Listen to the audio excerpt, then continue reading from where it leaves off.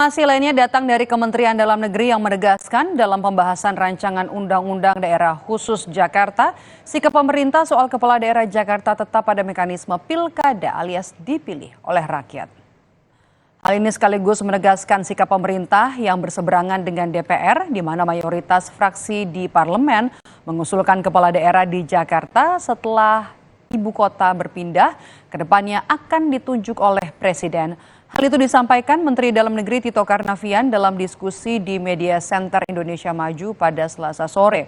Tito mengungkap ada perbedaan draft RUU Provinsi DKJ antara pemerintah dengan DPR. Tito juga menekankan urusan pemilihan gubernur Jakarta tidak pernah diotak-atik oleh pemerintah dalam draft RUU. Pemerintah pada posisi gubernur sama seperti sekarang. Gubernurnya dipilih oleh rakyat,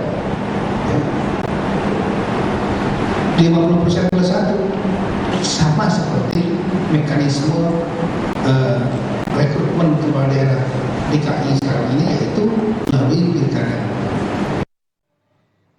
Usai jeda, saudara, kami kembali dengan informasi dari Komisi Pemilihan Umum Kabupaten Sragen yang membuka pendaftaran petugas KPPS atau kelompok penyelenggara pemungutan suara.